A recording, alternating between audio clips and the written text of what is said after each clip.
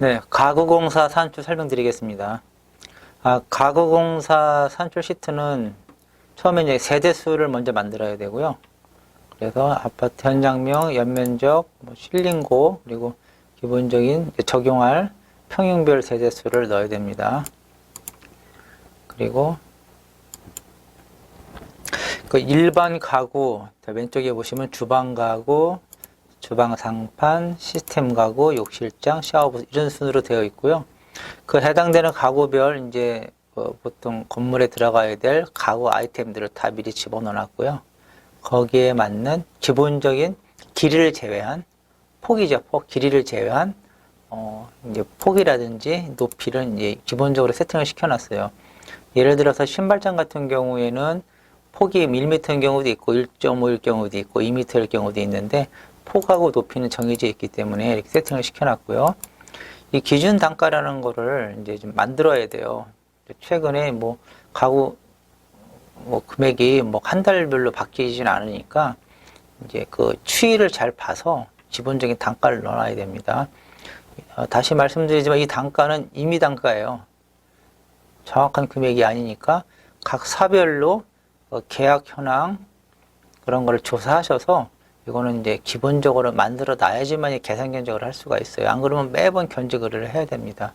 근데 가구공사 같은 경우는 견적 의뢰를 해도 정확한 금액이 오질 않아요. 왜냐면 착공 시점에서 가구가 설치하는 시점은 멀리 있잖아요. 그리고 예측할 수가 없고 또 이 도면이 인테리어 도면이 나와야 되거든요. 이거 보시면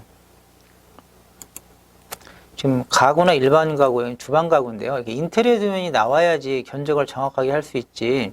저희가 이제 계산 견적을 할 경우에는 이렇게 나와 있질 않아요. 보통 가구 표시 이 정도 되어 있거든요. 그냥 이 정도 표시된 걸로는 견적할 수가 없어서 제가 이제 평당 공사비로 계산하나 업체에서 견적을 의뢰하나 금액이 오히려 더 많이 나오면 나왔지 덜 나오진 않습니다. 그래서 가구 같은 경우에는 인테리어 도면이 없으면 별로 이제 견적을 하지 않고요.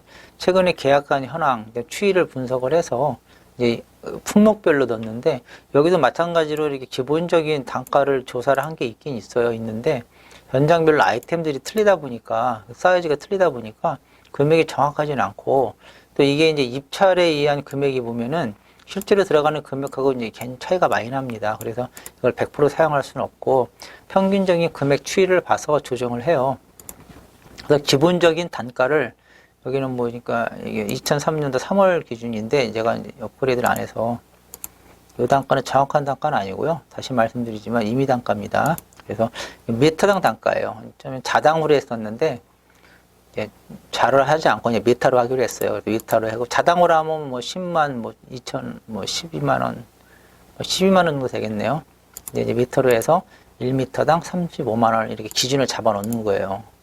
잡아 놓고 이 상태에서 이제 최근에 이제 이렇게 만약 울산 아파트, 강서 아파트도 있지만 최근에 유사한 현장의 견적을 받았거나 이제 검토한 게 이제 이 가구가 메터당 40만 원이다 하면 40만 원을 적용할 수밖에 없죠. 그동안에 이제 금액이 많이 올랐으니까 최근 트렌드로 잡아야 되니까 금액을 올려놓는데 이 아이템별로 다 있으면 좋은데 없어요. 그러면 있는 아이템 이것도 마찬가지로 현장을 선택해서 넣을 수가 있고요. 선택해서 이제 울산 아파트를 넣은 거고요. 지금 다른데 강서로 넣으면 이제 금액이 바뀌겠죠. 예. 이제 강서 쪽 할 때만 해도 몇 달 지난 거예요. 그러다 보니까 크게 차이가 없어서 이제 이거 없이도 이제 금액으로 가면 되겠다 했는데 최근에 이제 금액이 많이 조정되다 보니까 최근 계약 단가를 넣어서 이렇게 했는데 문제는 이제 중간중간 빠진 게 있죠. 이럴 경우에는 예를 들어서 이제 35만 원이 40만 원이 되고 40만 원이 45만 원이 되고 할 경우에는 좀 이렇게 증액이 한 10% 정도 증액이 됐어요.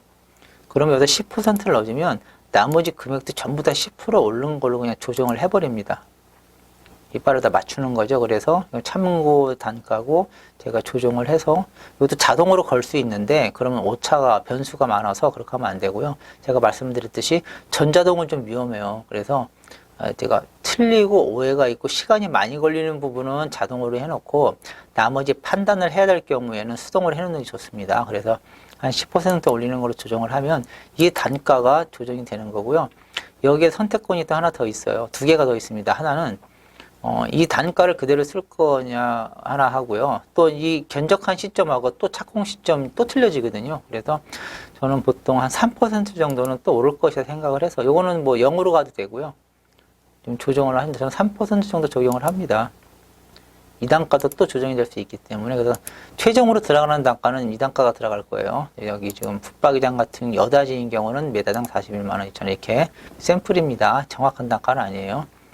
그 여기에 보시면 실링고가 기본으로 2,300으로 잡아놨는데 2,400까지는 큰 문제가 없어요. 근데 2,400이 넘어가기 시작하면은 그 다음부터 이제 이 메타당 단가를 적용하면 안 됩니다. 2,400 기준으로 올라가 버리면 장이 그 층고 실링고에 맞추기 위해서 하나 더 들어가든지 아니면 문짝을 더 달든지 뭔가는 조치를 취해야 되거든요.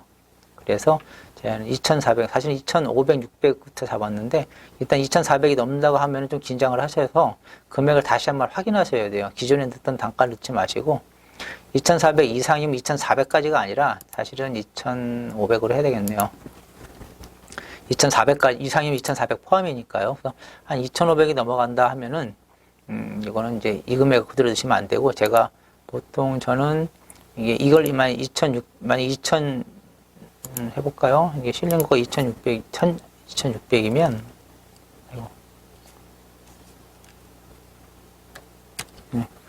이렇게 하게 되면 여기 지금 없던 단가가 들어갔죠? 한 30%를 더 업해서 이렇게 금액이 들어가게끔 해놨습니다. 이거는 실링고가 이거는 참조해 주시고 따로 조사를 해보세요.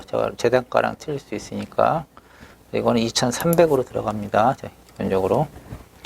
그래서 이렇게 이 단가를 찾아서 물고 들어간다. 그렇게 생각하시면 될 거예요. 그래서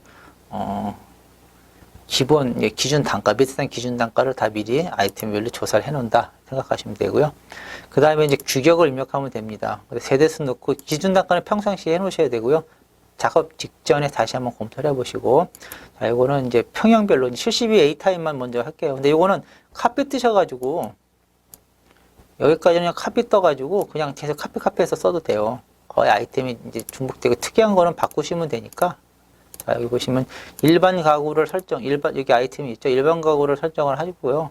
일반 가구를 했을 때는 이제 뭐 신발장 이런 것들이 있고요.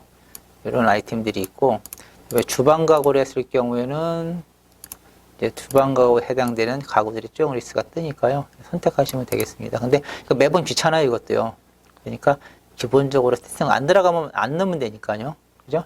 안 넣으면 됩니다. 기본적으로 세팅 시켜놓고 안 들어가면 빼면 되고, 그 다음에 실명도 어느 부위인지 적어주시면 나중에 이제 내역 작성할 때 도움이 되겠죠.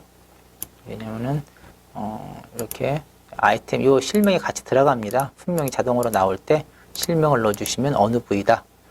당연히 신발장은 전관에 있겠죠. 네, 하지만 그래도 이렇게 적어주시면 도움이 되겠습니다. 그리고 여기 길이만 2.76. 자, 밑에 보면, 여기 있네요. 2.76, 뭐 2.77, 뭐 신발장이 2개 들어가요. 그래서 1.77, 네, 여기까지 해서 이렇게 기입을 하면 되고요. 정확한 비리는 큰 의미가 없어요. 말씀드렸지만 인테리어 도면이 없는 상태에서는 그냥 매다당 단가로 업체도 비슷하게 하기 때문에 그대로 하시면 되고요. 1.77이든 1.76을 넣으시고 길이만 넣으면 돼요. 신발장이 하나 더 있으니까 하나 더 넣으시고 화장대도 이제 화장대는 일반 가구죠. 그래서 신발장,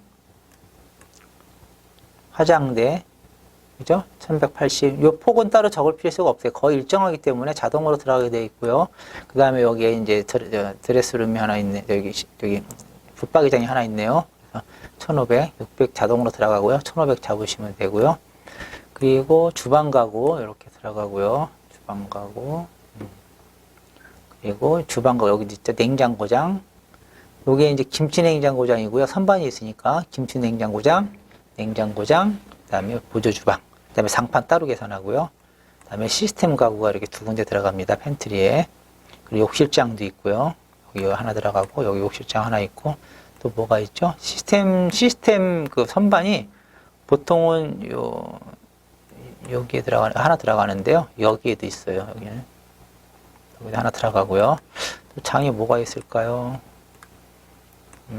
장은 다 들어간 것 같네요. 그리고 샤워부스도 여기서 같이 뽑아줘요. 가구는 아니지만 샤워부스도 같이 뽑습니다. 예, 이렇게 하면 가구는 다 들어가는 것 같습니다. 자, 그래서 일반 가구, 신발장 들어갔고, 화장대 들어갔고요. 다음에 상판, 네, 상판 포함입니다.